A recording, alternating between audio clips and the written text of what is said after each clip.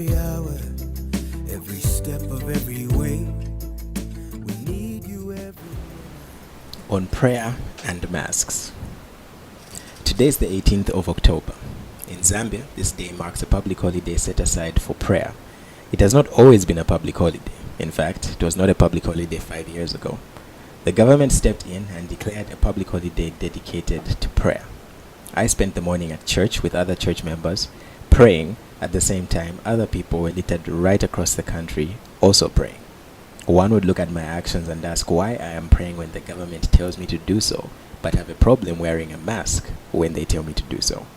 This is a very good question, and one worthy of an answer. So here I am answering the question no one is asking yet. Mandates, guns, and slaps. The government has a mandate. They actually have a scope and limited power. They cannot just legislate themselves more power and have it. God did not make things that way. One of the mandates is that the government has to legislate laws that protect the citizens' rights.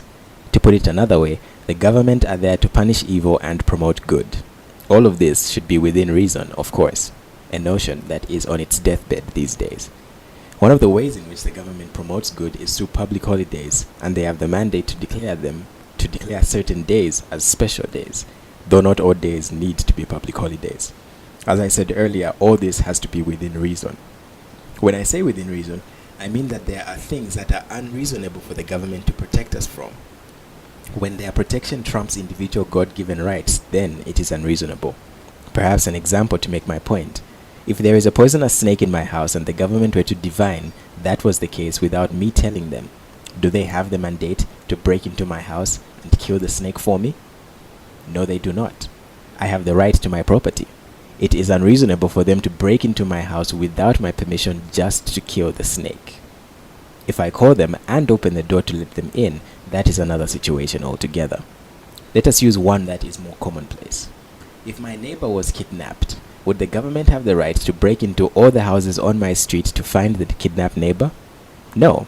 There is a threshold of reason that must be reached before they can discard everyone's right to private property.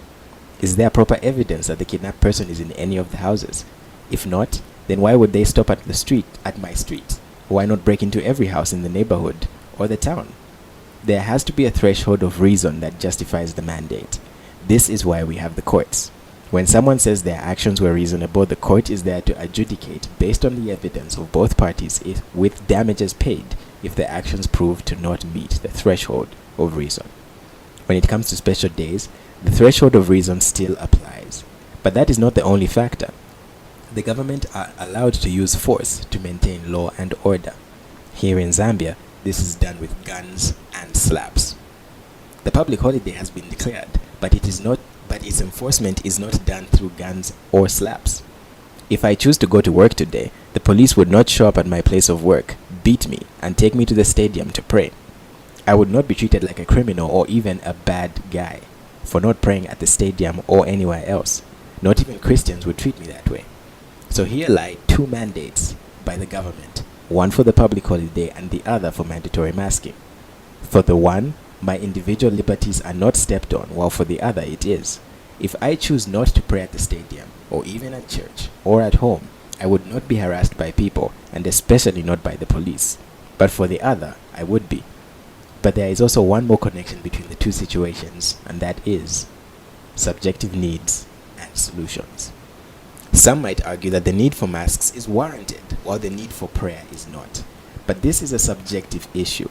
There are actually scientists and health practitioners who say mandatory masking is more harmful than helpful.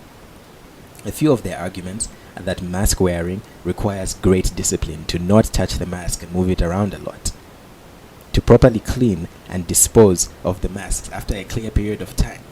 These two things are clearly not being done by the masses, which would make masks troublesome rather than helpful in a number of cases.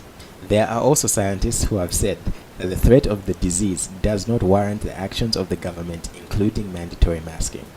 So the case can be made and is being made that the need and the solutions being proposed are subjective. Is this not how you view the day of prayer? Either the need does not warrant having the whole country take a day off to pray, and that the solution of prayer does not yield the results that we desire. I can argue that prayer works, but you would call that subjective. Once again, the difference between the two mandates is not one of a serious need or solution. Both can be accused of subjectivity. The difference is, one is enforced by guns and slaps and the other is not. Our church usually has an entire day of prayer and fasting on October the 18th. If we exceeded 2 hours today, the government would have serious issue with us, potentially even threatening or enforcing fines or closures of the church meeting place. Can we not see that as guns and slaps? Subjective claims. Some might say I am only saying this because this time the government is pushing for a regulation that I like. I make no secret of the fact that I am for prayer.